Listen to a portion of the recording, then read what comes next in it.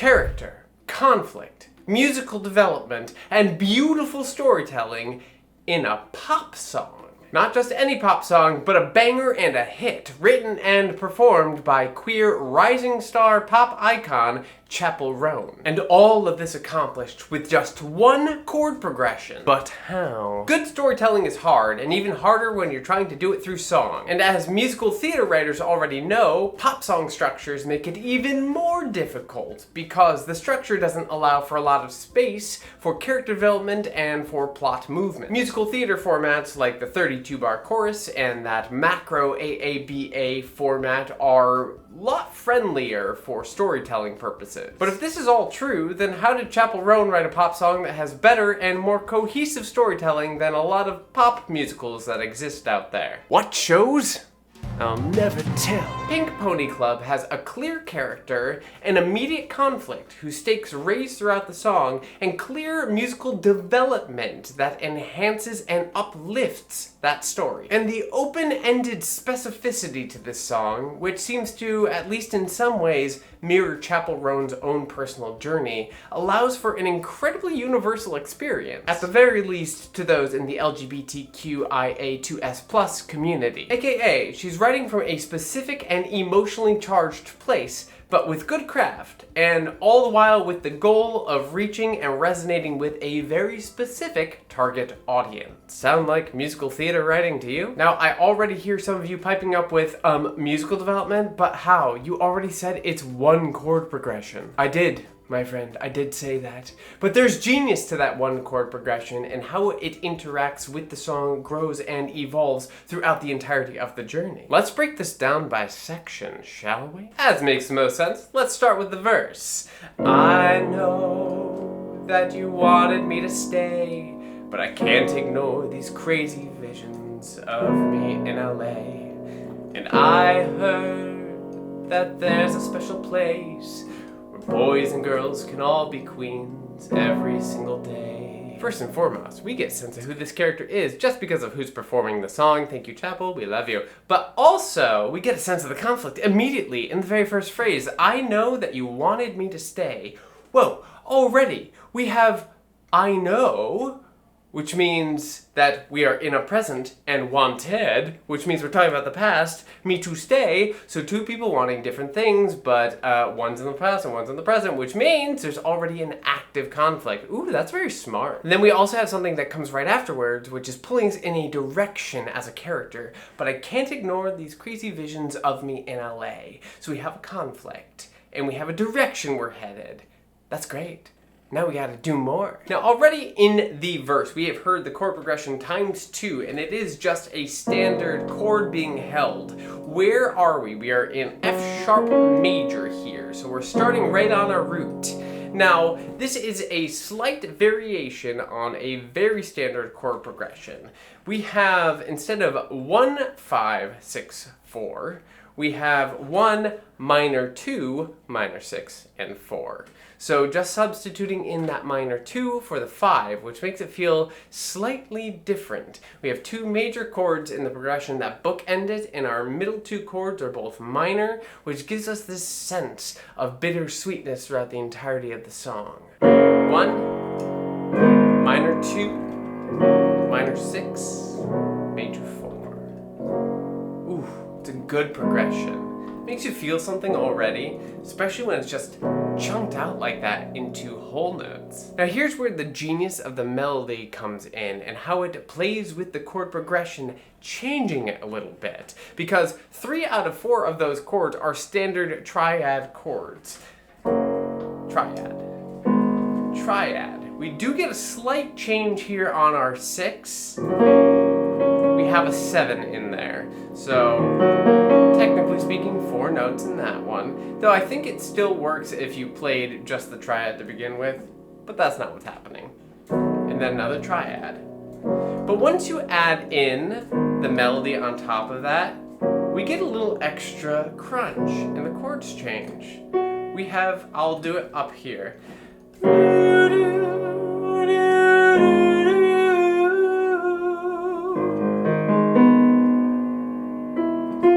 There we are. Okay, what do we doing there? So if we're on a G sharp minor chord, then we've added in an augmented 6 or a diminished 7. Probably gonna write it as a diminished 7, but that is funky, right? And it's the melody that's changing the way the chord feels. So we have that tonic, tonic, and then really what's the 7 of the key that we're in? Do, do, do, do, do, do. Makes a lot of sense. But with that minor 2 instead of the 5, that's where it's smart. Do, do, do, do, do, do, do, do. Makes a big difference. Then the melody is going to hop onto that 7 of our 6 chord. The do, do, do, do, do, do, do, do, and leading us down to here, which is not the chord. So we're on a B major chord, but we're singing back and forth between A sharp and B, and we're gonna land on that one. So we're adding a major 7 to that chord, ya da da da da. So it's the root, then we have the diminished 7, and a regular 7 to our minor chord, and then it's a major 7.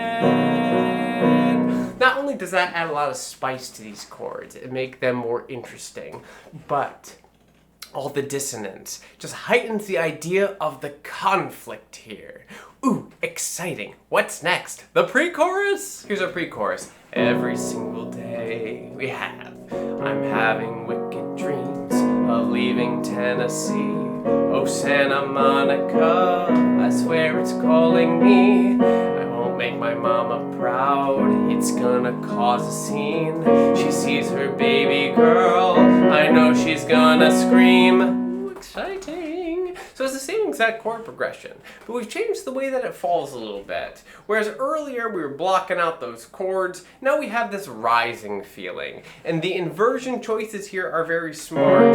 So instead of being in our root inversion, which we could be, in terms of what the right hand is doing, which is where all that rhythmic movement is, it's going to be instead in second inversion. So our third's on the top here, we're in a 6/4. We're gonna have these running 8th notes. Then we're gonna shift that whole thing up a step for our second chord. Then we're going to continue our rising action, at least for our top 2 notes, as we move into that 7 chord, the minor 7, which means, friends, that the right hand is actually playing our root chord, our 1, our tonic. It's just over that bass, which is that 6, right? So now we've lifted from here to here to here, still with a running movement, and then we're going to lift once more for that 4. So we have this uplift feeling, but since we have 8 bars in our pre-chorus, we're going to do that lift up, and then we're going to tease and drop back down. Right, we start here.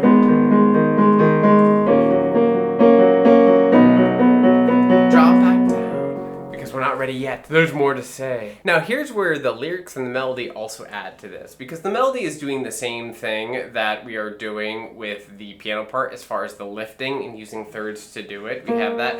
I'm having wicked dreams of leaving Tennessee. Oh, Santa Monica, oh God, I swear it's calling me. Won't make my mama proud, it's gonna call the scene. Now you gotta scream. Right, so we're using thirds and we're gonna keep moving up and up and up, then drop in, up and up and up. Very smart to have those things paralleling. The whole thing is rising and yet still feels somewhat grounded.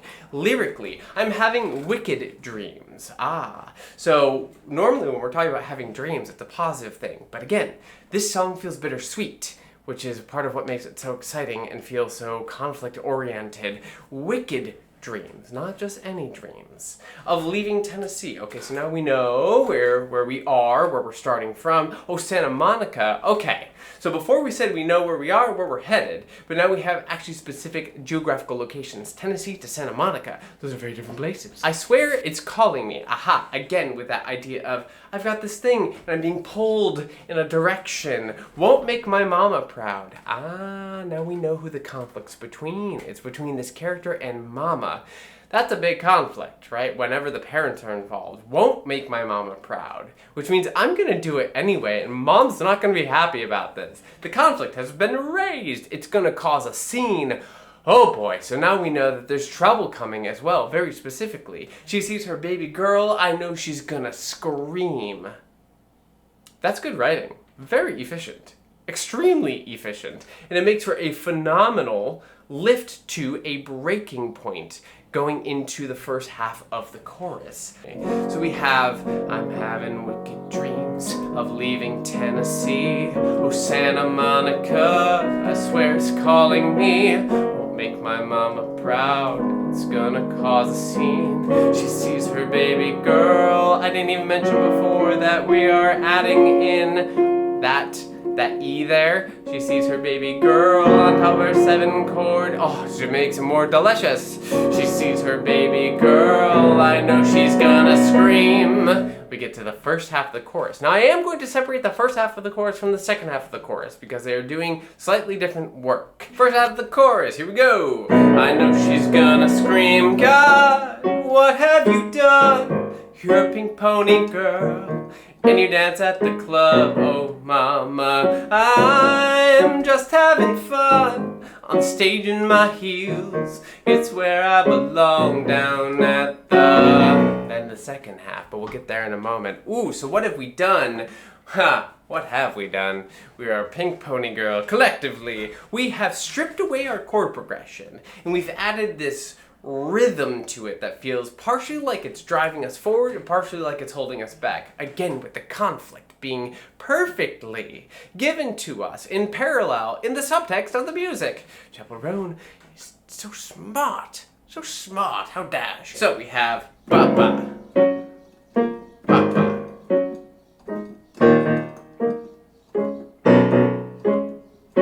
That gives us a feeling of something, right? That gung-gung.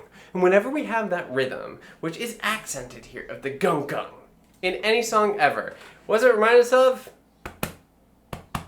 Heartbeat, right? So there's something about this that's very heart-centered, and of course it is. We're talking about emotional release here.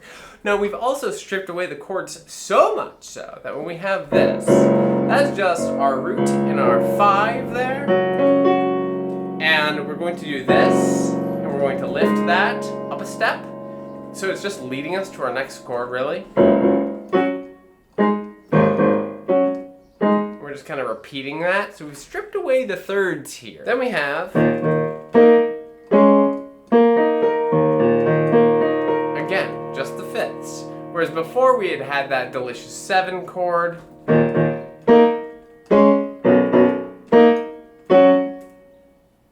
It feels a little Carly Rae Jepsen in a decent way. I'm not mad about that at all. But it's got a something to it that's giving us a sense of forward momentum and also a little bit of fear, while also leaving so much room for the voice. Because even though I sing that here, she's singing it up here. This, God, what have you done? You're a pink pony girl, and you dance at the club. Oh mama, I'm just having fun on the stage in my heels. It's where I belong, down at the... Not my range, but it worked okay.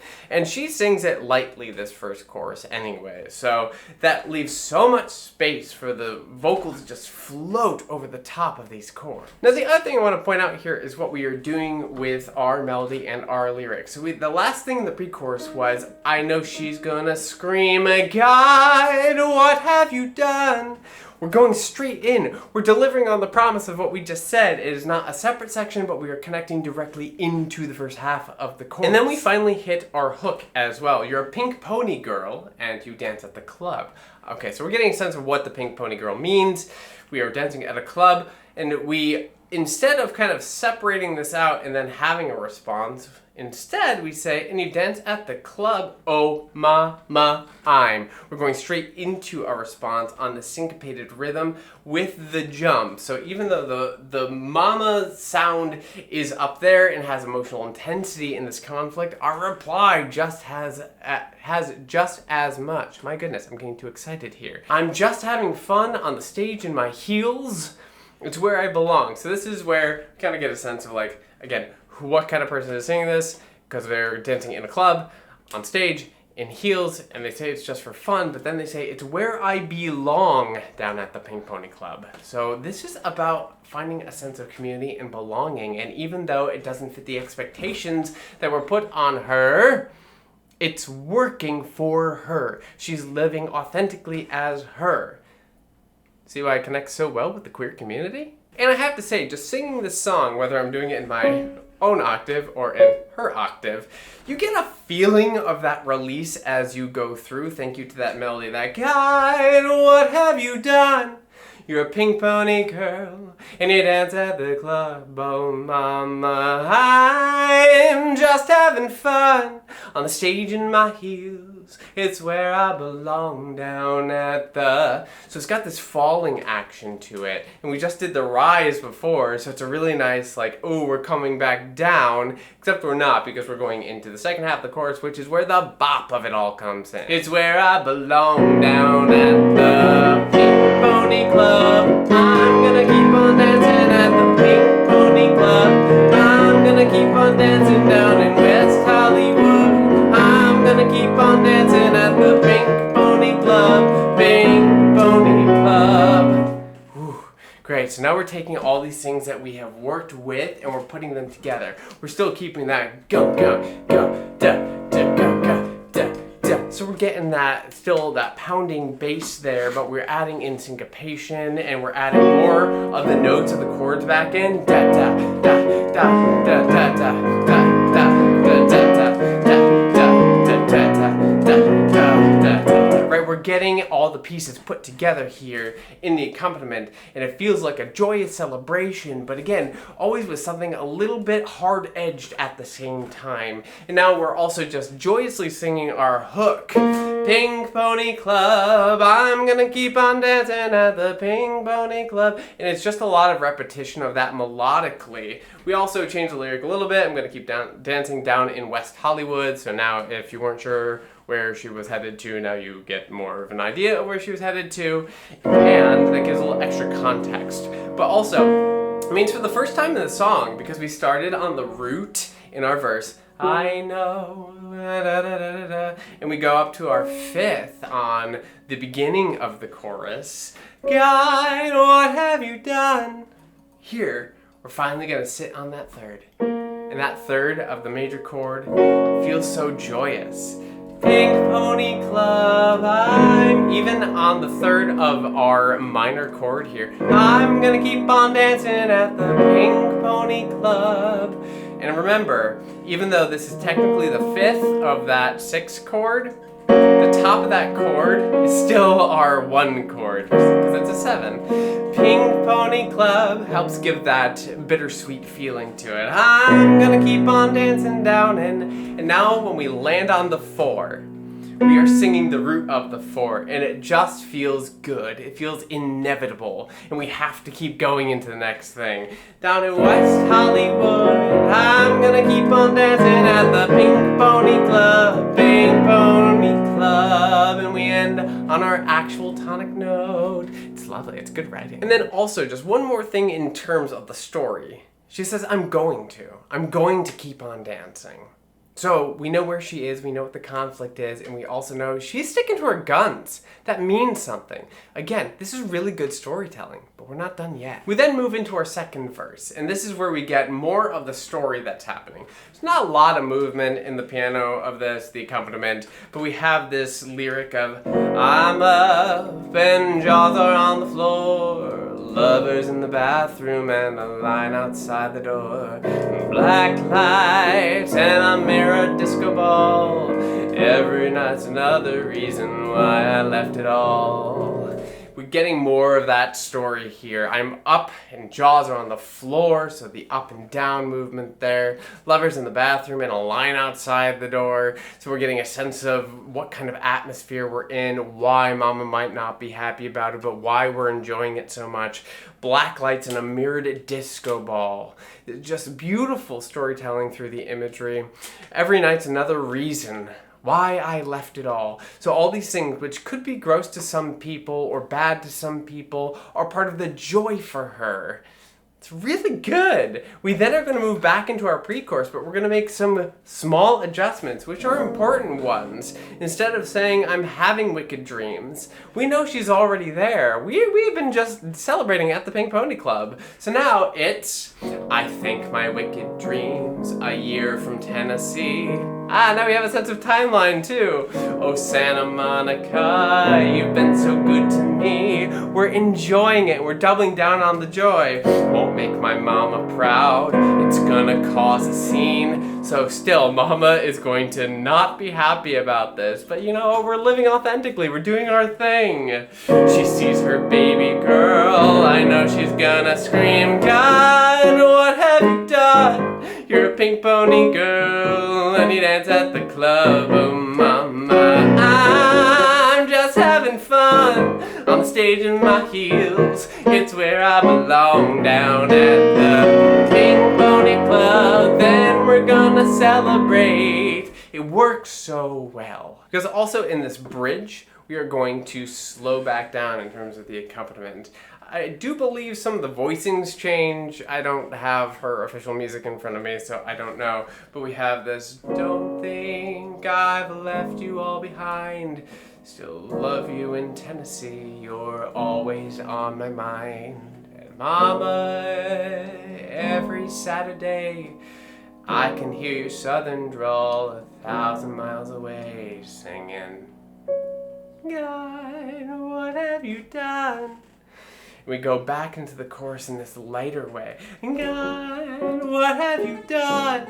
You're a pink pony girl and you dance at the club, oh mama. I'm just having fun on stage in my heels. It's where I belong, down at the Pink Pony Club. Right? It just pulls you back into the story and it wraps it up. It's not that she's left everyone else. Just because she's being herself in a different place, living a different life, does not mean everything else has been left behind.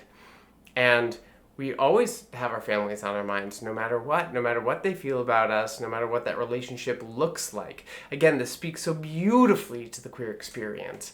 And I think it's one of the reasons that this song became such an iconic bop so quickly. But also, there's such joy in it at the same time. And so we move back into our chorus, we do it, it grows, it becomes celebratory. If you've ever watched videos of Chappell Roan singing this in concert, she often does not sing that chorus, she just points her mic at the audience and the audience will do it, and it's a magical experience. I've not been there in person, but watching those videos, having thousands of people all singing that together, there's something about it that's so resonant that just the experience of watching those videos is kind of magical and very moving at the same time. Then finally, in our wrap-up, as we finish that final chorus, the progression goes on, we get some instrumental solos going on, beautiful guitar movement in there, and the last two things that Chappell Roan sings are, I'm gonna keep on dancing, I'm gonna keep on dancing. That's it. She leaves us hanging, but it's important to note, she's gonna keep on dancing. And so will we. Now, if you're drawn to writing pop songs in pop formats, I hope this was useful to you. But if you're also not sure where exactly those pop songs can be useful to you in your musicals, then I highly suggest that you watch this video next. Otherwise, and what have you done? You're a pink pony girl and you dance at the club, oh mama. I'm just having fun on the stage in my